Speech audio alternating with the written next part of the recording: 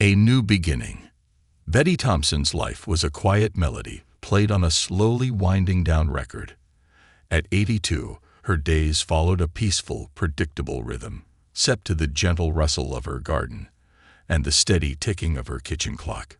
She had lived on Maplewood Lane for over 50 years, long enough to witness neighbors come and go, children grow up, and the street transform from a bustling community hub to a quiet row of houses inhabited by strangers. Most of her friends had moved away or passed on, and the remaining neighbors were busy with lives she no longer felt part of. The once lively street was now filled with shadows of memory and echoes of a lively past. Each morning, Betty went through her rituals. She would shuffle to her rose bushes, pruning them gently, her arthritic hands stiff but determined. The flowers had been a project shared with her late husband, George. They had planted every bush together, and each bloom reminded her of him, his laughter, and the warmth they had shared. It was a connection that time could never steal, even though George had been gone for nearly a decade. That particular morning, as Betty was trimming a particularly stubborn branch, a flash of color caught her eye. She straightened slowly, eyes squinting toward the house next door, which had been vacant for nearly a year. A moving truck was pulling up, its engine rumbling down the quiet street and shattering the early morning peace. Betty set her gardening tools down, her heart skipping with an unfamiliar excitement. She stood back, wiping her hands on her apron, watching with open curiosity as a young woman stepped out of the truck, her skin radiant in the morning sunlight, dressed in a bright yellow dress that stood out against the muted tones of the street. She looked around, her eyes sweeping over the neighborhood as if searching for a sign, her expression a mixture of hope and nervousness. A moment later, two little girls jumped down from the truck, identical twins, their wide eyes taking in their new surroundings. They looked around with wonder, clutching each other's hands, their short curly hair bouncing with every step they took. Betty's heart softened as she watched the girls. It had been years since she'd seen children in the neighborhood. Just the sight of them made her imagine the sound of laughter echoing once again along Maplewood Lane.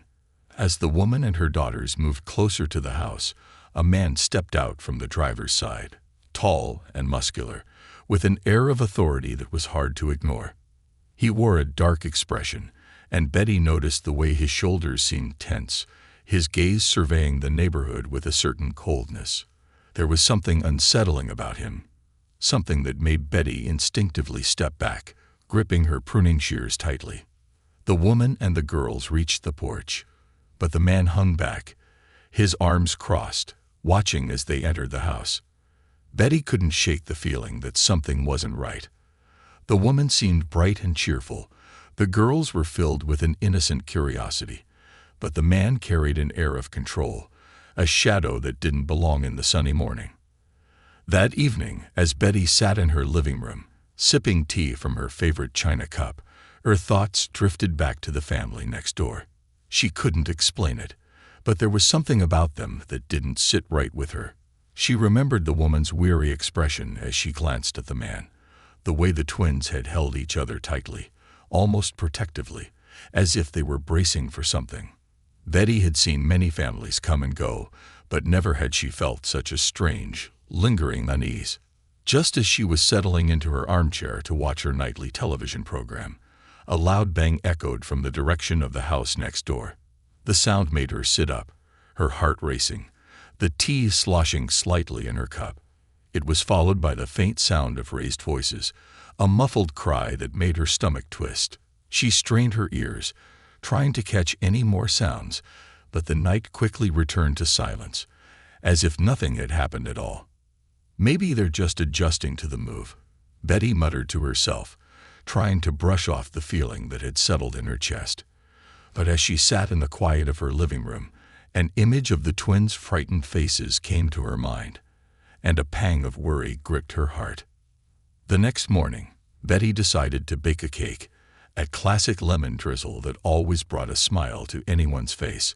It was her way of extending a welcome to the new family, and she admitted to herself, a chance to check on the little girls she couldn't stop thinking about.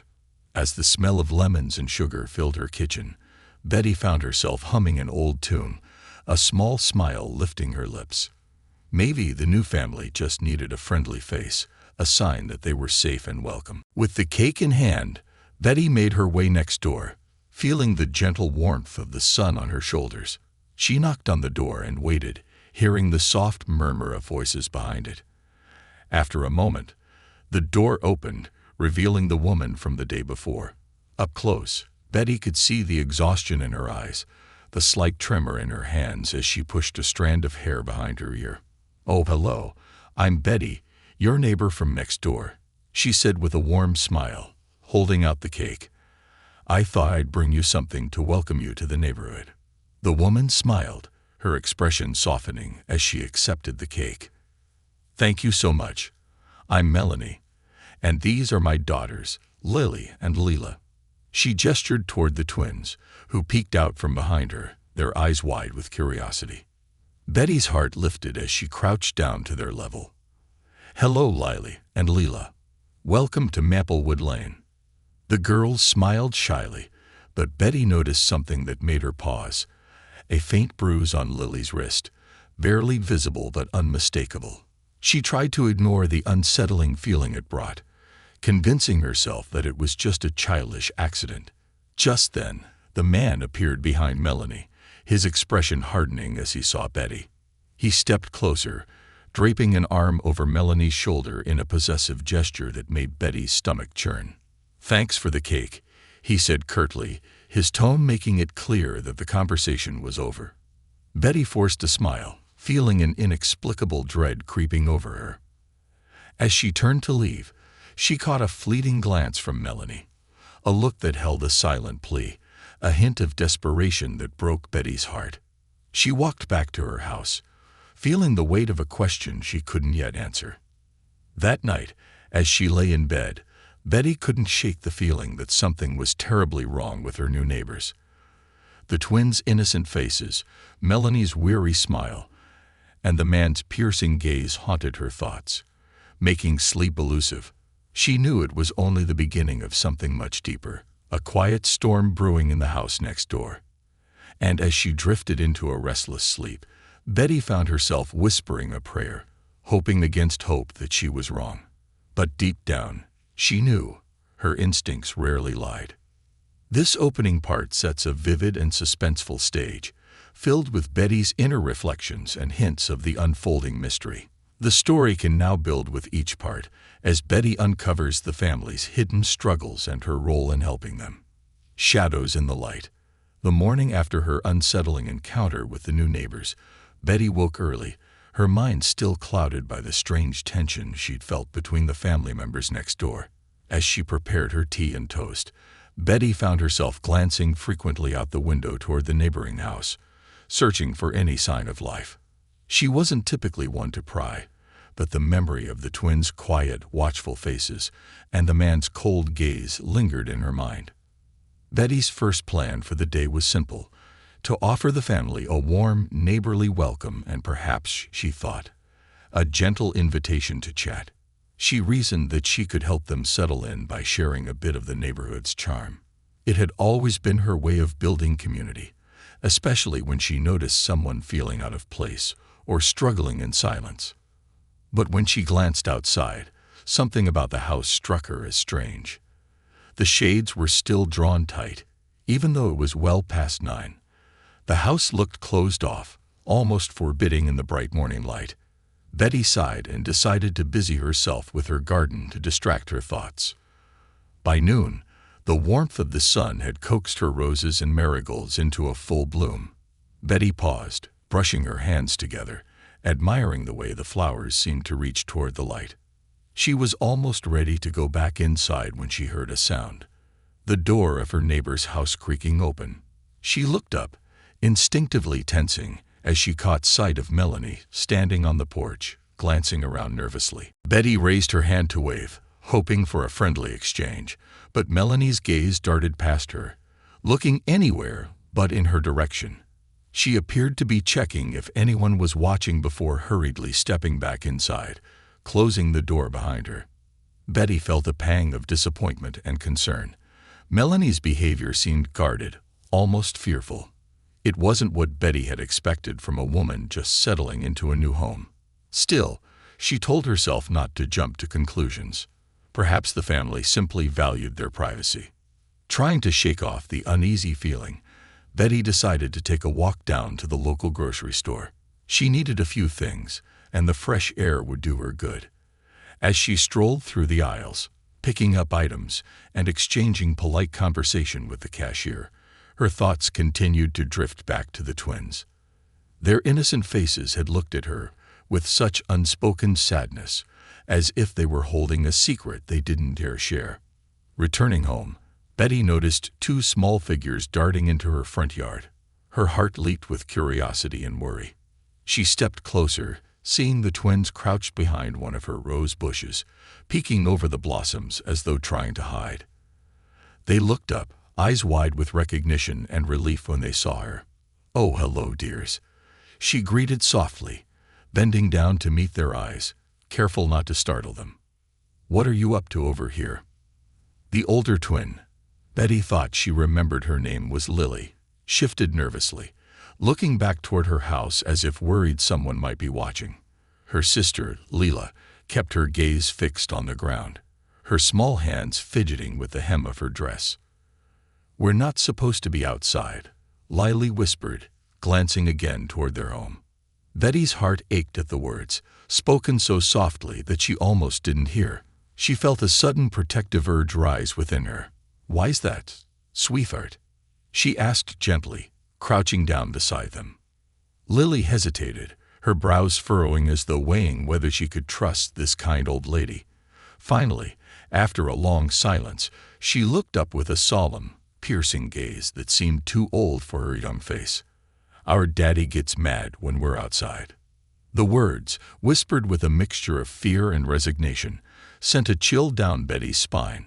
She opened her mouth to say something, but before she could, Leela spoke up, her voice barely audible. "He says we're not allowed to make noise. And if we do, he gets very, very mad." Betty felt a sinking feeling in her stomach. She didn't know how to respond, but the sadness and fear in their voices tugged at her heartstrings. She reached out, placing a gentle hand on Lily's shoulder. "Well, I think you two are lovely guests in my garden, and I don't mind a little noise. Sometimes it brings a place to life." Lily's lips curled into a small, hesitant smile, a glimmer of brightness breaking through the shadow in her expression. Betty's heart swelled with both relief and worry. She wanted to reassure them, to make them feel safe, but at the same time, she knew she needed to tread carefully. She didn't want to make things worse for them by saying the wrong thing.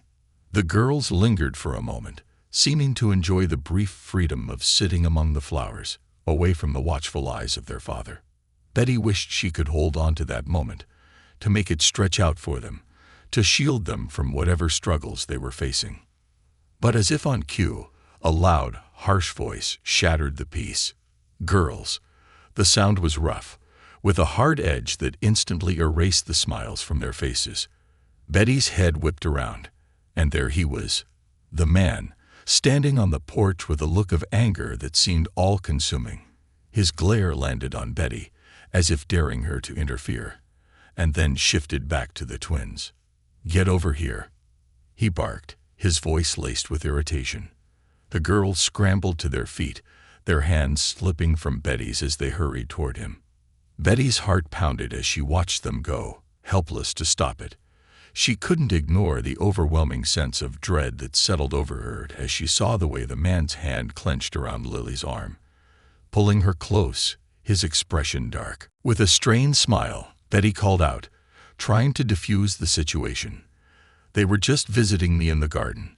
I'm happy to have company, you know." The man barely looked at her, his jaw tight. "They know the rules," he muttered, his tone leaving no room for argument. He marched them back into the house, and Betty could only watch as the door slammed shut behind them, the sound echoing in the still afternoon air. For several long minutes, Betty remained rooted to the spot, her thoughts racing as she tried to make sense of what she'd just witnessed.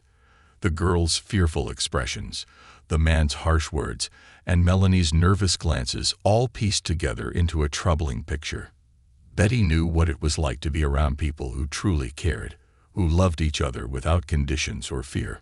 What she had just seen was the opposite of that warmth. Later that evening, Betty sat by her window, gazing out into the darkening street.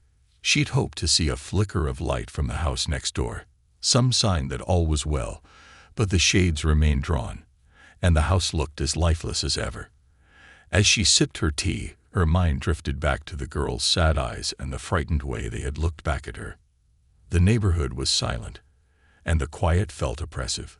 The streetlights cast faint pools of light, but even they seemed to give way to shadows stretching from house to house, as if the street itself was holding its breath, waiting. Betty realized that in all her years on Maplewood Lane, she had never felt so disturbed, so powerless to help. She thought of George and the nights they'd spent talking about life, love, and the people they'd known. He'd always had a way of seeing the good in people, a belief that kindness could change things. But Betty wondered what he'd say if he saw those twins, with their haunted expressions and their cautious glances. By the time she went to bed, Betty had made up her mind. She would keep an eye on her neighbors, and if she sensed that the girls were in danger, she wouldn't hesitate to act. Her garden, her quiet days, her memories, they had sustained her for years, but now she felt a responsibility she couldn't ignore. As she lay in bed, staring up at the ceiling, Betty whispered into the quiet, as if George were there beside her, "Watch over those little girls, will you? They need all the protection they can get." And with that silent prayer, she drifted into an uneasy sleep, her heart heavy with worry, but resolved to be there for them in whatever way she could. Little did she know that the next few days would bring revelations beyond anything she had imagined, drawing her into a web of secrets and danger that would test her courage, compassion, and the very essence of who she was. Whispers in the night. The next few days passed in a haze of uneasy stillness for Betty. She continued her gardening, but each morning felt like a test of patience and restraint. Betty felt a quiet tension simmering under the surface, building each time she caught a glimpse of the family next door. Melanie and the twins rarely ventured outside, and when they did, it was only to leave the house quickly, heads down, as if avoiding being noticed. Late one evening, as Betty sat by her living room window, a strange sight caught her eye. She saw Melanie standing at the end of her driveway, alone, gazing up at the stars, her arms wrapped around herself as if to keep warm. The woman's silhouette was framed by the faint glow of a street lamp, and something about her posture struck Betty. It was the kind of sadness and isolation that no words could describe. A silent despair Betty recognized in herself after George's passing. Unable to ignore her concern any longer, Betty decided to reach out. She slipped on her coat, wrapped a scarf around her neck, and stepped outside, her slippers whispering softly against the damp pavement. As she approached, Melanie looked over, startled, her hand clutching her chest. "Oh, I'm so sorry. I didn't mean to startle you," Betty said, holding up her hands. "I just noticed you standing here and thought you might like some company." Melanie's eyes darted back to her house, her expression tense. But then she softened, a faint smile forming on her lips. "Thank you. It's nice to be noticed, actually," she said, her voice barely above a whisper. There was a vulnerability in her tone that tugged at Betty's heart. The two women stood together in comfortable silence, watching the stars. Betty sensed Melanie was holding something back, a burden that seemed too heavy to carry alone. She decided to tread carefully, hoping that Melanie would open up on her own terms. After a few moments, Melanie broke the silence. "Maplewood Lane is lovely," she said, her voice low and contemplative. "I just wish—" She trailed off, her gaze returning to the house as if she feared it might swallow her whole. "You can always come over if you need a break, you know," Betty offered gently. "Sometimes it helps to have a friend nearby."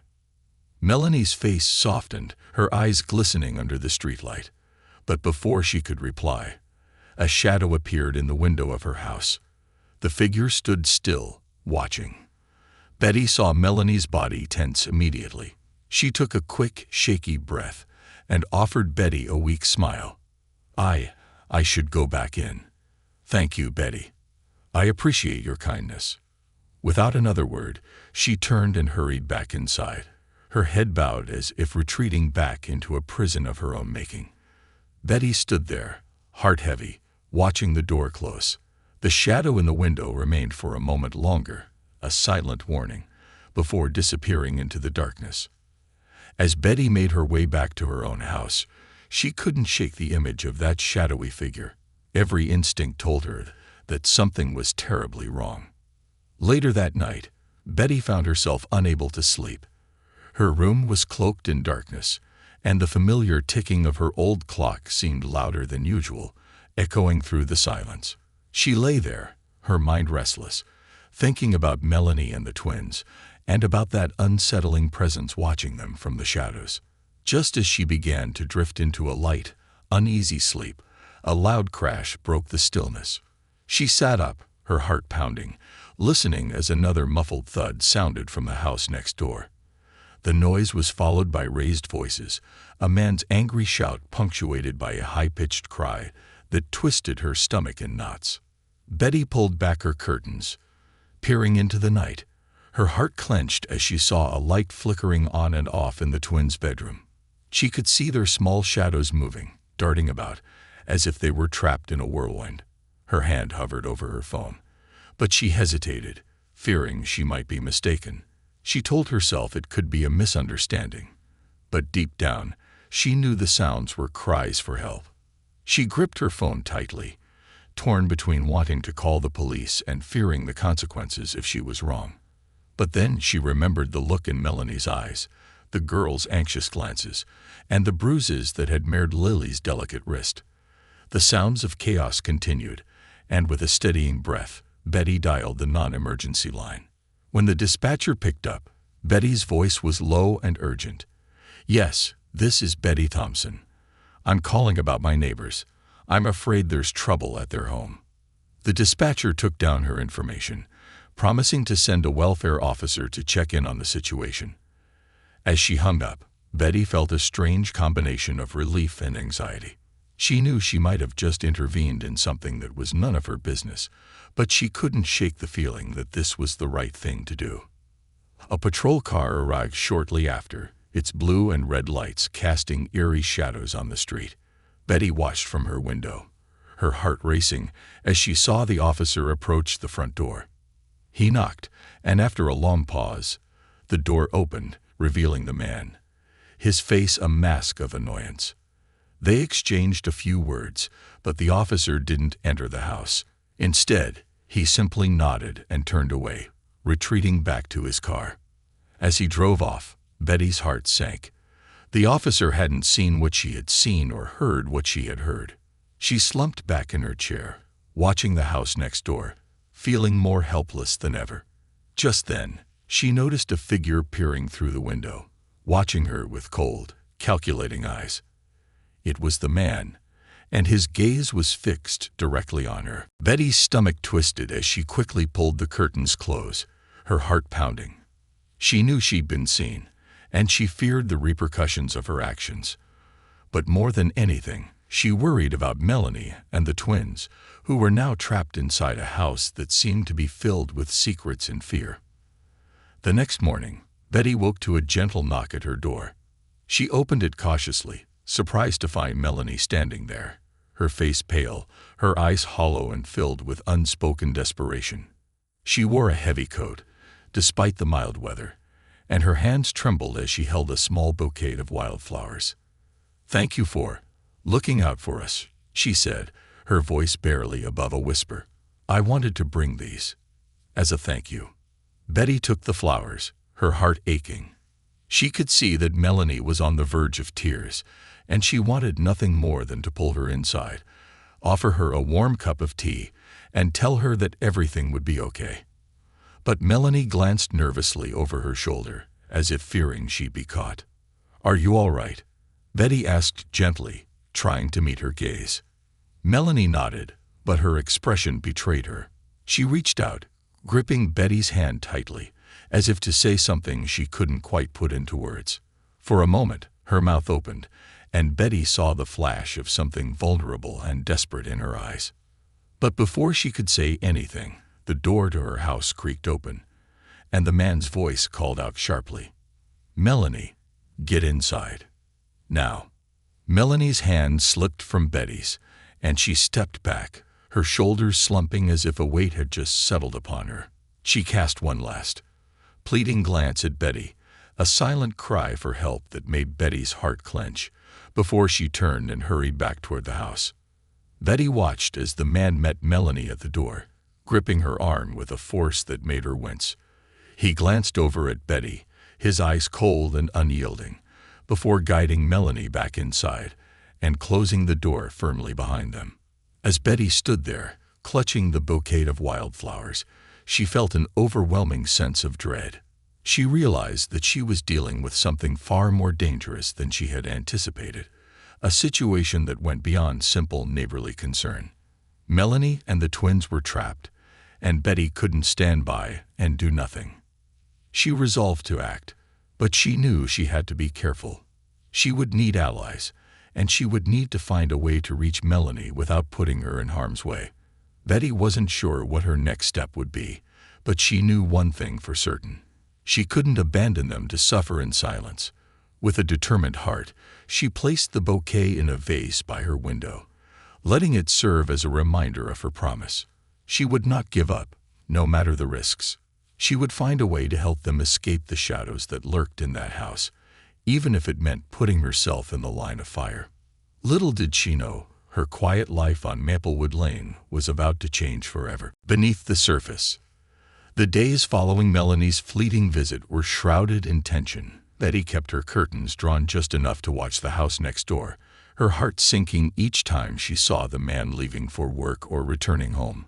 She began to notice small details she'd missed before, how the twins would stand by the window, watching him with fearful eyes, how Melanie moved around as if haunted, her head down, shoulders hunched. Even the sunlight seemed to skirt around the house, leaving it in shadows. Betty felt more helpless with each passing day. She knew something dark was lurking in that house, and she couldn't shake the feeling that the family was holding on by a thread. But she also knew she couldn't act alone. If she was to truly help them, she needed more than instincts. She needed proof. It was with these thoughts that Betty decided to reach out to her old friend, Doris, who had once been a social worker. Doris was well into her 70s, but sharp as ever, with a fiery spirit and a history of helping women in desperate situations. They met over tea at Betty's house one afternoon, a quiet tension settling over the room as Betty recounted the events of the past weeks.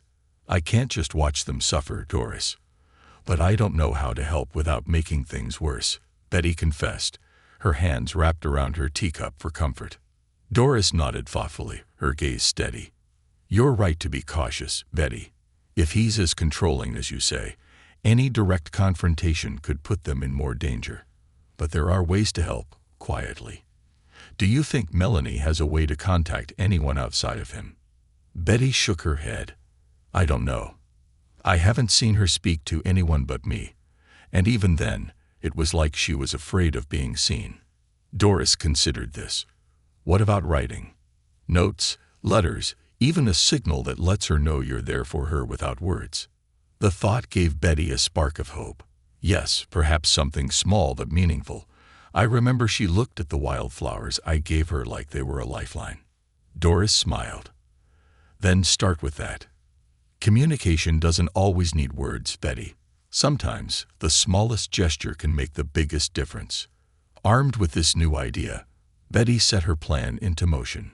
She spent the next few days arranging flowers and leaving them on Melanie's doorstep whenever the man was away, each bouquet wrapped in a small ribbon. She chose colors that symbolized resilience and strength, hoping they would speak to Melanie's heart. Each time she left the flowers, she would include a simple note hidden within the petals. "You're not alone. I'm here if you need help." At first, there was no response. But after the third bouquet, Betty noticed something new. Melanie had left a single flower on Betty's porch, a delicate white lily, tucked into a small jar. Betty's heart swelled as she picked it up, seeing it for what it was, a quiet but powerful answer, a sign that Melanie had heard her, that she understood. One evening, after receiving the lily, Betty sat by her window, waiting for a moment when the man would leave. She had decided to take things a step further. This time, she would leave something more personal, her phone number, in case Melanie ever needed an immediate escape. The opportunity came sooner than expected. The man left the house around sunset, and Betty watched as his car disappeared down the road. The twins weren't in sight, and Betty assumed they must be in bed. She gathered her courage, her note, and walked over quietly, her heart pounding with every step. She reached the door, hesitating only briefly before tucking the note under the flower pot on the porch. As she turned to leave, the door creaked open, and Betty froze. There was Melanie, her face pale, her eyes wide with a mixture of gratitude and fear. She glanced behind her, as if expecting the man to return at any moment, and whispered, "Betty, thank you. I don't know how to repay you." Betty reached out, gently squeezing Melanie's hand. "You don't need to. Just know that help is there whenever you're ready." Melanie's eyes filled with tears. I'm ready. I just need time. For the girl's sake, I have to do this carefully." Betty nodded, feeling a mix of relief and worry. "I understand, but don't wait too long. We'll find a way to keep you and the girl safe." As Melanie slipped back inside, Betty felt a surge of hope. The connection was fragile, but it was real. She knew Melanie was ready to trust her, and that small step was enough. A few nights later, as Betty was locking up for bed, she heard a soft tap on her front door. Her pulse quickened, and she hurried to open it, her mind racing through possibilities. To her surprise, it was one of the twins, Lily, clutching a small folded note. The child's eyes were wide, and her lips trembled as she held out the paper. "Mommy said to give you this," she whispered, casting a fearful glance over her shoulder. Betty knelt down, taking the note gently. "Thank you, Lily. Are you okay, sweetheart?" Lily nodded but didn't say more. Betty could see the strain in her young face, the kind of quiet endurance that no child should ever have to bear. She wanted to pull the little girl into a hug, to assure her that everything would be all right, but she didn't want to scare her. "Go on back home, now," she said softly. "And remember, if you ever need me, I'm right here." Lily nodded again, her gaze flickering with a hint of relief before she turned and slipped away into the night.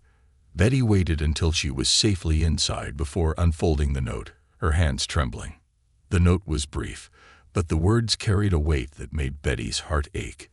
"He's getting worse. The girls are terrified. Please, I'm not sure how much longer we can stay." Betty clutched the note, her resolve hardening. It was time to act. She couldn't stand by and let the darkness of that house continue to consume Melanie and the twins. She needed to find a way to get them out, discreetly, without alerting the man. The following day, Betty paid a visit to her friend Doris once again. Together, they mapped out a plan, taking into account every possible risk. Betty was prepared to offer Melanie and the twins refuge in her own home, a safe haven if they needed it. But they knew the escape had to be swift and quiet, without the man ever suspecting. As the days passed, Betty left Melanie small notes, carefully hidden in her bouquets, laying out each step. She told her when to come, what to bring, and assured her that she would be waiting. Melanie responded with small signs, a flower on the windowsill, a wave at night, to let Betty know she was following along. Then one stormy night, Betty received her final signal. A red ribbon tied around the lamppost near Melanie's house. It was the sign they had agreed upon, the signal that they were ready. Betty's heart raced as she prepared her home, creating a quiet space where the family could settle in. She knew the risks. If the man realized they were gone, there was no telling how he'd react. But her resolve was firm. Just after midnight, Betty heard a faint knock on her back door. She opened it to find Melanie standing there with the twins, their small faces pale and drawn. clinging tightly to their mother's hands. They slipped inside quickly, and Betty guided them to the spare bedroom, her heart swelling with both fear and relief. Melanie's eyes brimmed with tears as she hugged Betty, whispering, "I don't know how to thank you." Betty hugged her back. "You're safe now. That's all that matters." The night passed in anxious silence. Betty stayed awake, listening for any sounds that might indicate the man had noticed their absence. But the street remained quiet, save for the gentle hum of rain tapping against the window. As dawn approached, Betty sat at the kitchen table, watching over Melanie and the twins as they slept. She felt a deep sense of peace, knowing they were finally free, even if the journey ahead would be difficult. She knew the days to come would bring challenges, but she was ready to face them, hand in hand with the family she had grown to care for so deeply. In that moment, Betty realized that her quiet life on Maplewood Lane had found a new purpose. She had become a protector, an ally, and a friend.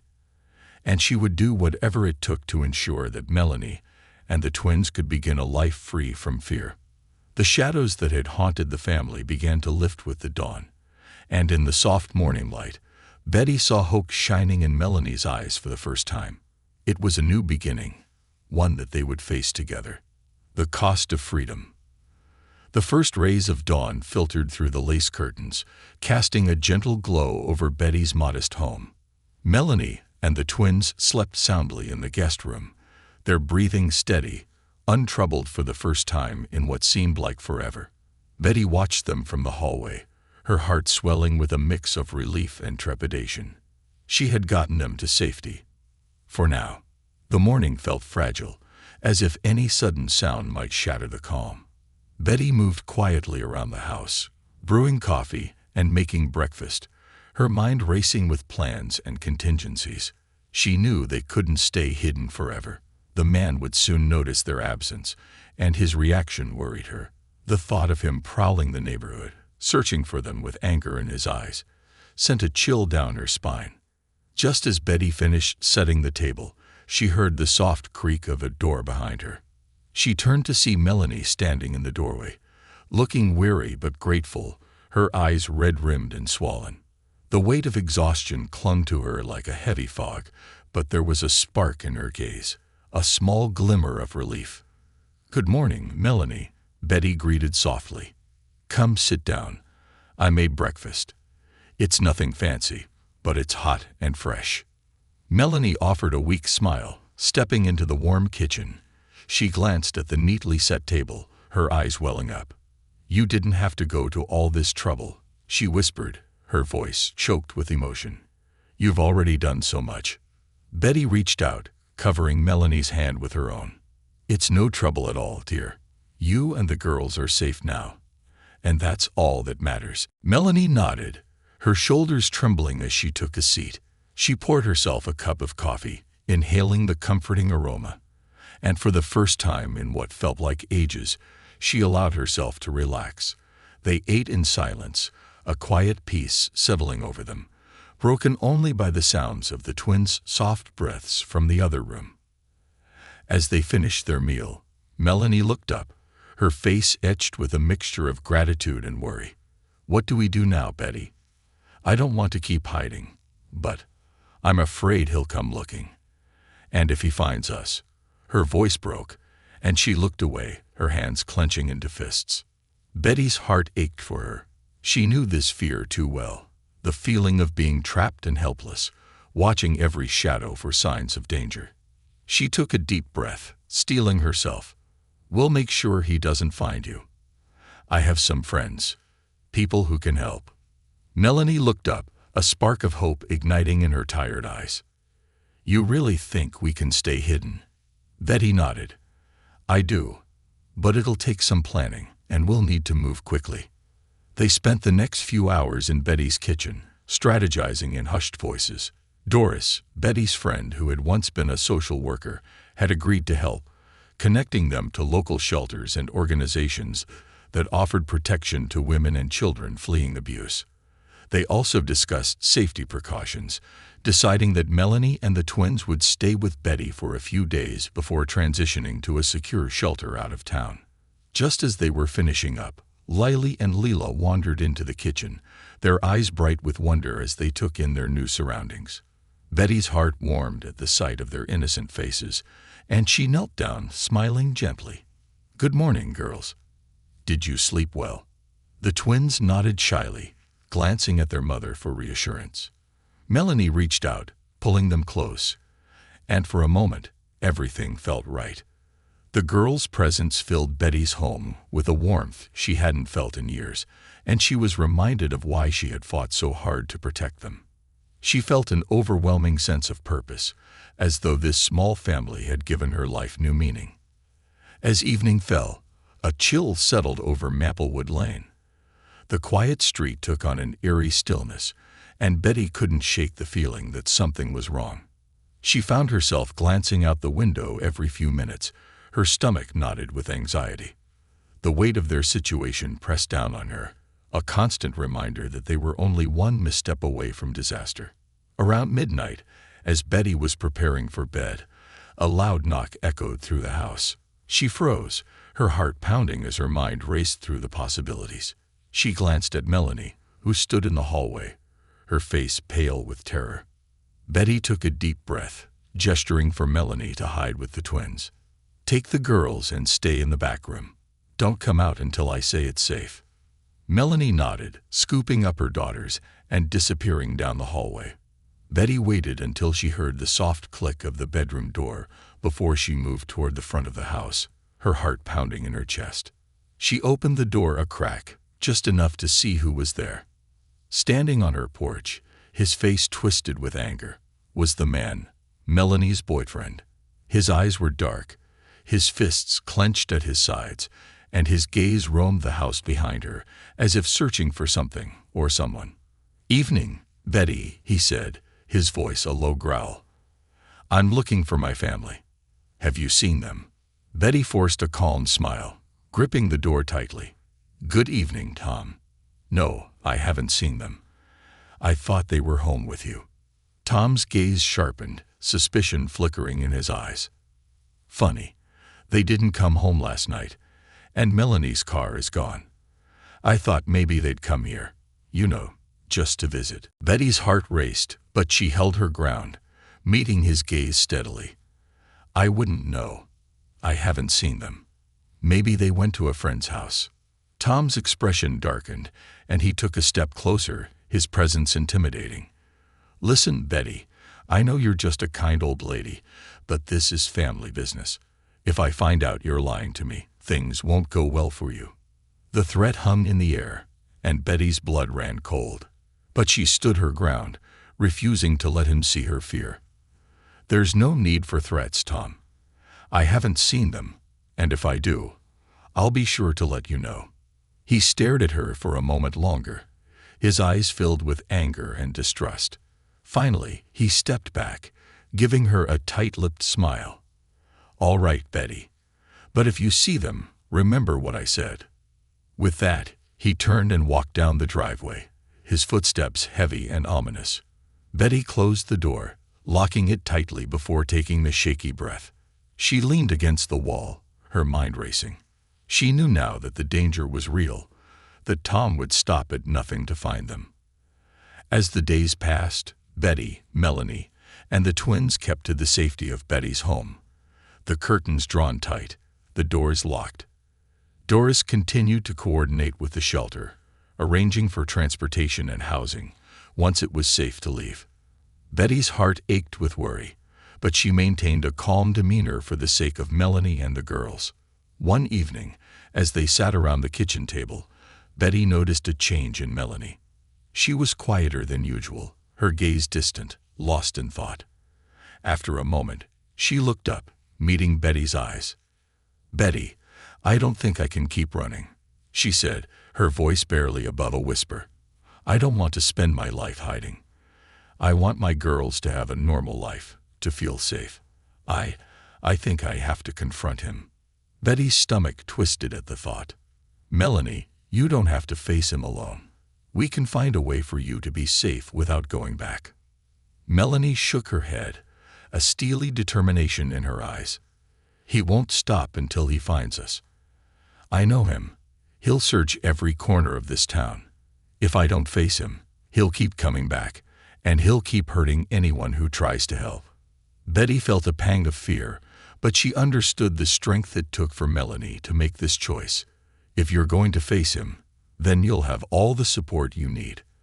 I'll be right here with you, and Doris too." Melanie reached across the table, her hand trembling as she squeezed Betty's. "Thank you. I don't know how I would have made it without you." The plan was set. With the help of Doris, they coordinated with the local police, who would be waiting nearby in case things went wrong. Betty's heart pounded as she watched Melanie prepare, her own courage tested as she steeled herself for what was to come.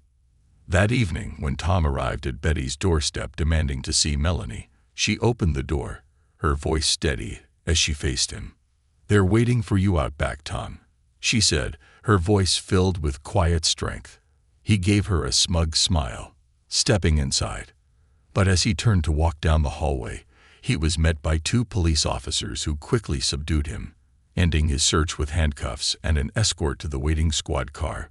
Betty exhaled, relief washing over her as she watched him taken away, his reign of terror finally over. Melanie and the twins stood beside her, their faces lit with a mixture of relief and disbelief. Betty pulled them into a warm embrace, tears filling her eyes as she whispered, "You're safe now. You're finally free."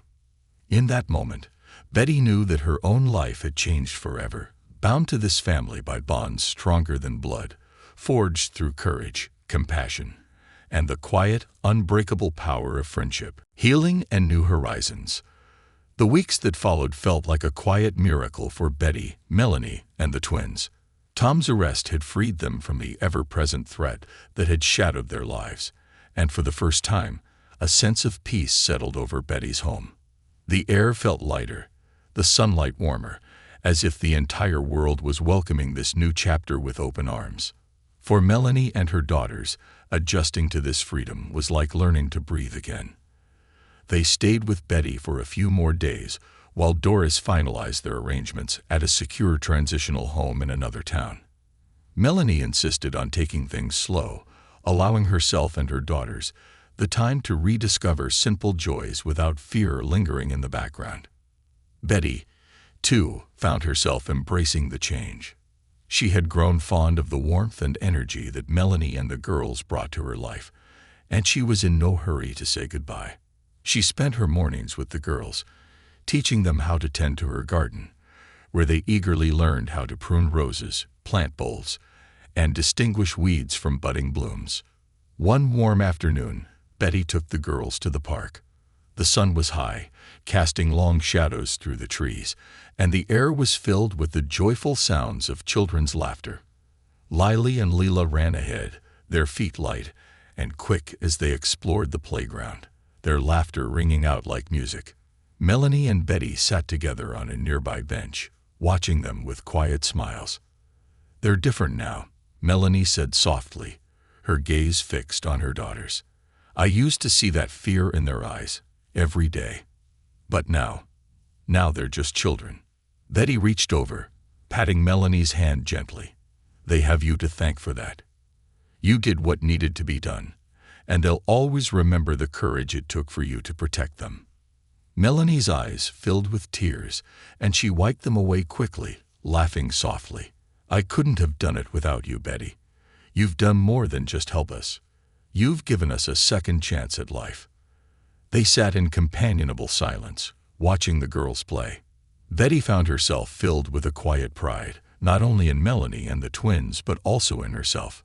She had never expected to play such a role in someone else's life, yet she knew that this was where she was meant to be. Helping Melanie had renewed her spirit, reigniting a purpose that had faded since George's passing. As the days passed, Melanie and the twins settled into a gentle routine at Betty's house, finding small ways to celebrate their newfound freedom. They cooked meals together, shared stories late into the night, and even had impromptu dance parties in the living room, with Betty teaching the girls dances from her youth. For the first time in years, laughter filled the old house on Maplewood Lane, and Betty felt as though George was watching over them, smiling at the life and love that had returned to their home.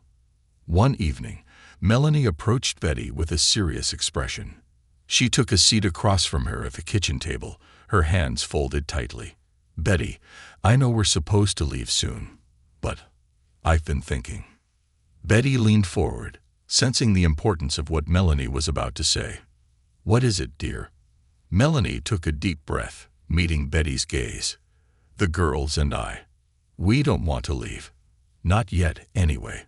I know we're supposed to go to the shelter, and I'm so grateful for everything Doris has arranged. But I want to give the girls some stability. I want them to have a home, a place they can feel safe." Betty's heart swelled with emotion, and she reached across the table, taking Melanie's hand in hers. "You don't have to go anywhere, Melanie. You and the girls are welcome here as long as you need. This is your home now, if you want it to be." Tears filled Melanie's eyes, and she smiled, a mixture of relief and gratitude shining through. "Are you sure, Betty? We don't want to impose." Betty shook her head, squeezing her hand. "You're not imposing. You've brought life back into this house, into my heart. I can't imagine it without you now." They shared a long hug, and in that moment, an unspoken agreement was made. Melanie and the twins would stay, creating a home filled with love, laughter, and healing on Maplewood Lane. Over the next few months, Melanie began to find her footing.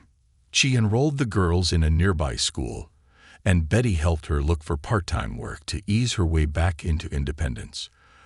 They found a small job at a local flower shop where Melanie could work during the girls' school hours, surrounded by blooms and color, a quiet reminder of the life she had fought to reclaim. The twins adapted quickly, making friends at school and bringing home artwork and stories of their adventures. Betty took great joy in hearing their tales, marveling at how resilient they were, how quickly they had learned to laugh and play without fear. One crisp autumn afternoon, Betty decided to take the girls on a trip down memory lane. She dug out an old scrapbook filled with photos of the neighborhood, pictures of her and George from the days when the street had been bustling with life. The girls sat beside her on the couch, their eyes wide with wonder as she pointed out familiar landmarks and faces from her past. "That's George," she said, pointing to a picture of a young man with a warm smile. "He was my husband, and we lived here together for over 50 years. Lily looked up at her, her eyes filled with curiosity. "Did he take care of you, like you took care of us?" Betty's eyes glistened as she nodded. "Yes, he did. He was a good man, kind and strong, and he would have loved you both very much." They spent hours flipping through the pages, and by the end of it, the girls knew all about Betty's life, about George, and the neighborhood's history. Betty felt a profound sense of peace sharing these memories with them, as though she were passing on a piece of her heart to the next generation. As Thanksgiving approached, Betty and Melanie decided to host a small gathering, inviting Doris and a few close friends from the neighborhood. The day was filled with warmth and laughter as they prepared a feast together, each dish a labor of love. The girls helped set the table, arranging Betty's treasured china and folding napkins with meticulous care. When their guests arrived, the house was filled with life and laughter, and Betty felt as though she were experiencing a piece of her past, renewed and reshaped by this beautiful family. She looked around the table, her heart full as she saw Melanie laughing with Doris, the girls happily chattering about their school projects, and her friends enjoying the food and company. After dinner, they gathered around the fireplace, sharing stories of resilience and gratitude. Melanie spoke about the strength it took to leave her past behind, and Doris shared tales from her years as a social worker, each story a testament to the courage of women who had fought to rebuild their lives. The twins, too young to fully understand, sat quietly, listening with wide eyes as they absorbed the wisdom and love surrounding them. As the evening came to a close, Betty felt an overwhelming sense of fulfillment. Her quiet life had transformed into something beautiful and unexpected, and she knew that this was only the beginning. She had gained a family, a purpose, and a legacy that would carry on long after she was gone. Months turned into years, and Betty watched with pride as Melanie and the twins flourished. The girls grew taller, their laughter filling the house as they moved through childhood, carrying with them the memories of safety and love that Betty had helped create. Melanie eventually found a full-time job, and together they became a close-knit family, bound by the struggles they had overcome and the love they had found in one another. One sunny morning, as Betty sat in her garden, now blooming more beautifully than ever, Melanie joined her, bringing her a cup of tea. They sat together in companionable silence, watching the twins play in the yard, their laughter mingling with the birdsong. "You know, Betty," Melanie began, her voice soft, "the girls and I wouldn't be here without you. You changed our lives." Betty smiled, reaching over to pat Melanie's hand. "You're the one who saved them, Melanie. I just gave you a place to rest, and in doing so, you gave me the family I never knew I needed." They sat in the golden morning light, each filled with gratitude for the journey that had brought them together. Betty knew that, in a way, George was still with her, guiding her heart and reminding her that love and courage could bridge even the darkest chasms. The little house on Maplewood Lane had come alive again, a place of healing, hope, and joy. And for the first time in years, Betty felt ready to face whatever the future held, knowing that her life was intertwined with theirs, their stories woven together in a bond that nothing could break. She had found her legacy, a family bound not by blood but by love, and it was more beautiful than she had ever imagined.